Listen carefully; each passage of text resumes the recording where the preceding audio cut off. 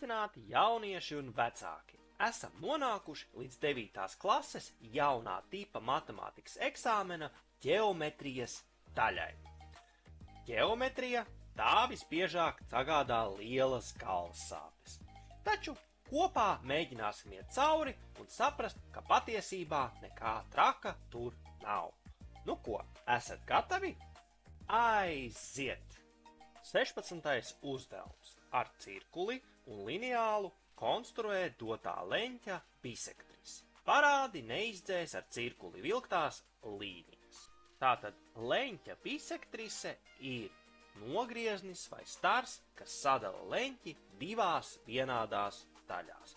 Nu, mēģināšu jums parādīt savā ekrānā, kā tad to īsti zīmē. Tātad visu pirms uzliksim cirkuļa adatiņu uz leņķa virsotnes. Un cirkuļa zīmuli uzliksim, teiksim, kaut kur šeit. Ja? Tātad cirkulis mums ir pavērts šādi, un tad šeit ir mums zīmuļa gals. Ja? Un mēs zīmējam pusloku cauri šim punktam tā, ka viņš krusto arī otru leņķa kāju, ja, šeit. Un mēs tā teikt esam iegūši punktu A un punktu B. Tālāk cirkuli mēs paņemam nost, es pavērsīšu visu nost, un liekam cirkuļa adatu uz punkta A. Uzliekam uz punkta A un cirkuļa, teiksim, zīmuļa galu uzliksim uz punkta B. Cauri šim punktam B mēs velkam atkal pusapli. Ja? Tagad mainam vietām. Uzliksim cirkuļa adatiņu uz punkta B un cirkuļa zīmuli uz punkta A. Šik, šik. Un zīmējam cauri.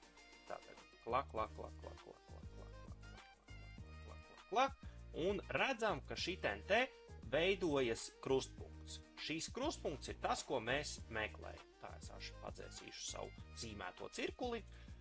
Šīs krustpunkts savienojumā ar leņķa virsotni veido mums bisektrisi.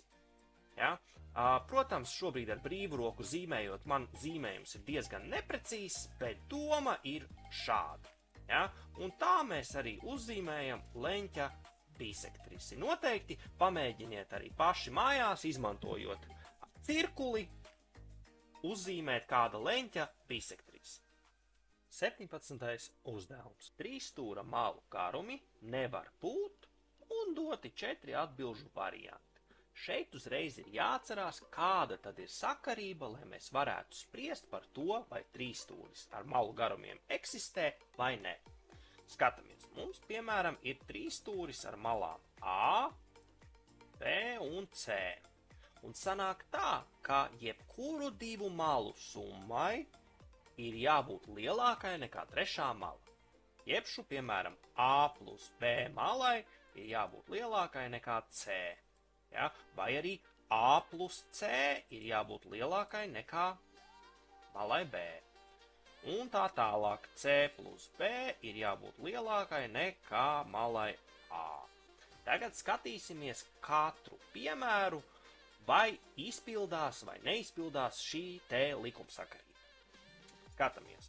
Tātad 3 plus 2 lielāks nekā 2. Vai arī, samainam vietām, 3 plus 2 divas reizes arī izpildās. Vai, piemēram, arī 2 plus 2 ir tomēr lielāks nekā 3. Līdz ar to A gadījums neder. Skatāmies B gadījumu.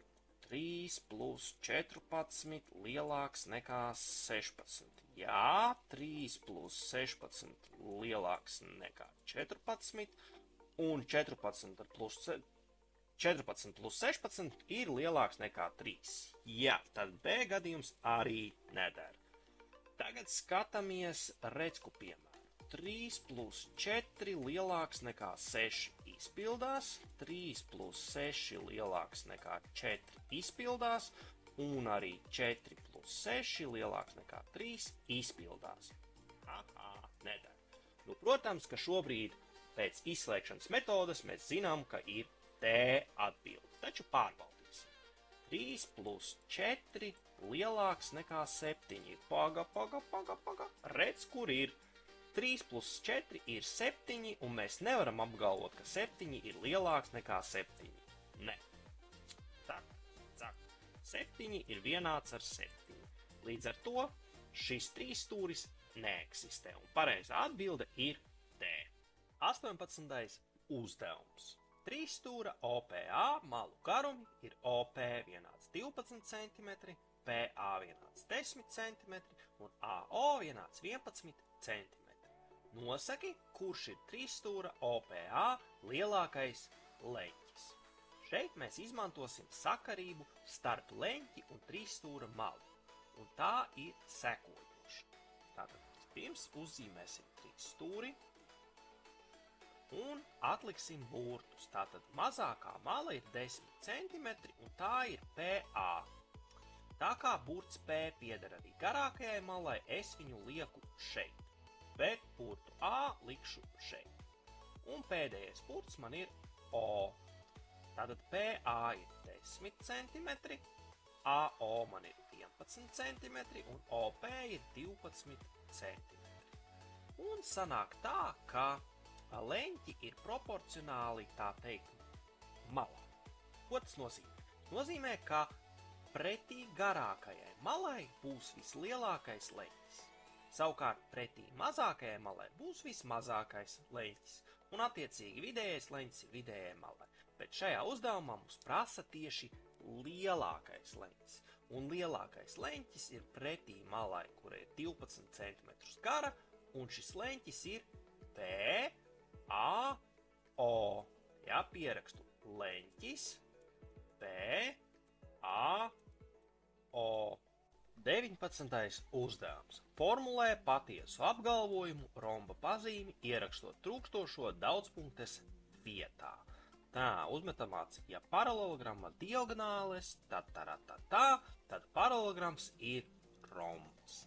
Šeit mums principā atprasa zināt romba pazīmes. Ja?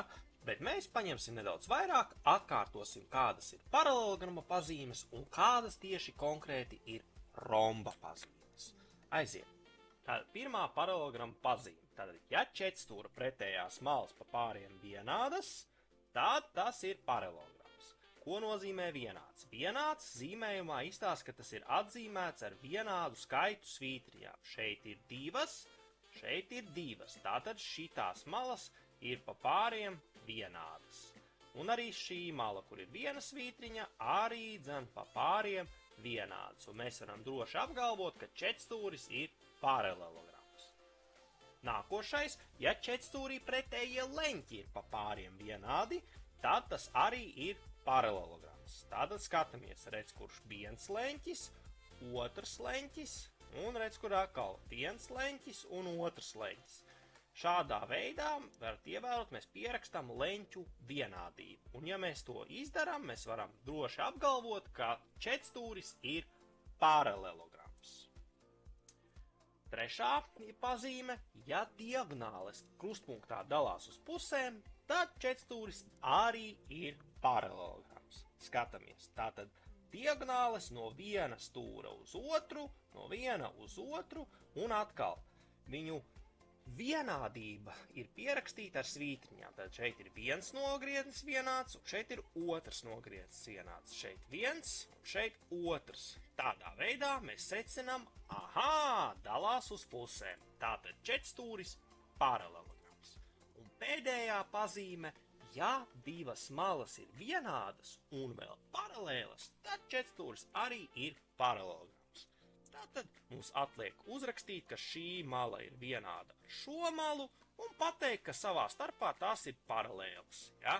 Tātad malu vienādību mēs uzrakstam šeit, bet malu paralelitāti mēs uzrakstam ar šīm divām līnijām. Ja?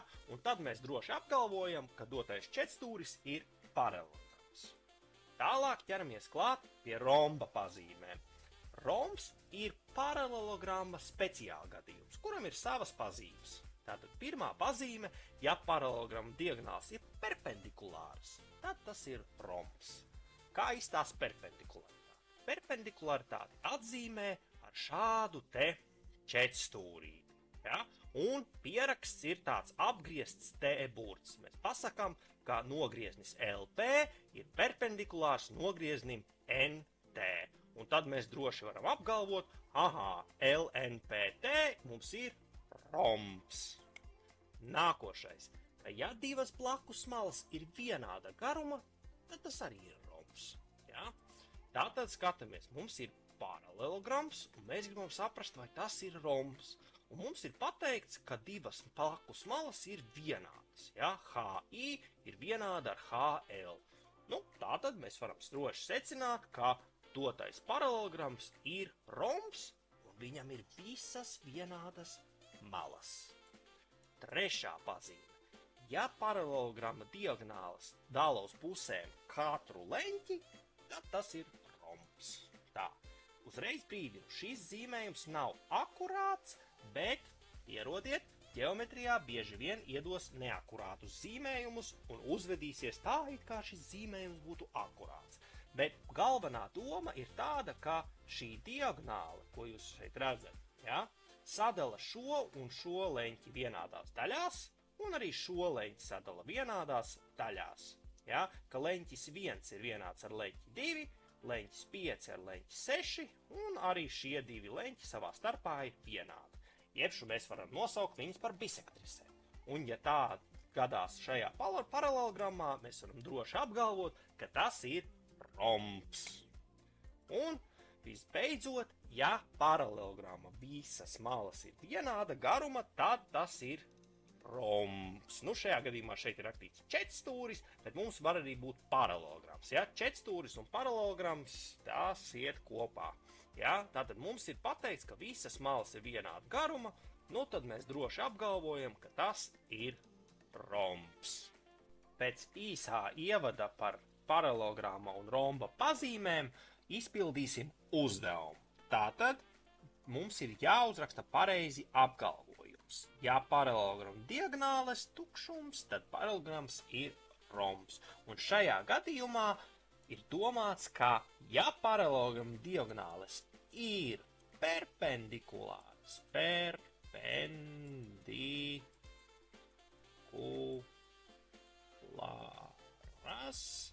tad paralelograms ir rombs. 20. uzdevums. Dotas divas krustiskas taisnes trešajā attēlā. Zināms, ka leņķis 1 plus leņķis 3 ir 170 grādi. Jāprēķina leņķis 2. Un mums ir doti 4 atbilžu varianti. Skatāmies. Tā. Pirmais, ko es varētu izsecināt, ka šie mums ir krustleņķi. Krustleņķi savā starpā vienādi. Tātad tas nozīmētu, ka ja es 170 grādus izdalu uz 2, es iegūstu 85 grādus, un tas ir vienāds ar leņķi 1, vai tas ir vienāds ar leņķi 3. Leņķi 3. Tātad šitie divi leņķi man ir 85 grādus lieli. Tālāk man ir divas opcijas. Vai nu es rēķinu no tā, ka visi leņķi kopā ir 360 grādu, vai nu es rēķinu no tā, ka divu blakus leņķu summa ir 180 grādi.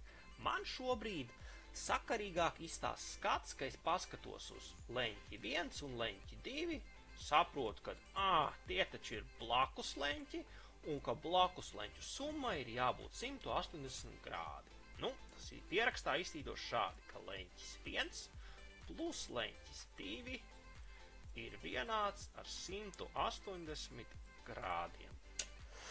Leņķi 1 es zinu, ka tas ir 85 grādi, pieskaitu leņķi 2, un man ir jāiegūst 180 grādi. Tātad loģika, cik man ir jāpieskaita pie 85 grādiem, lai iegūtu 180 grādus.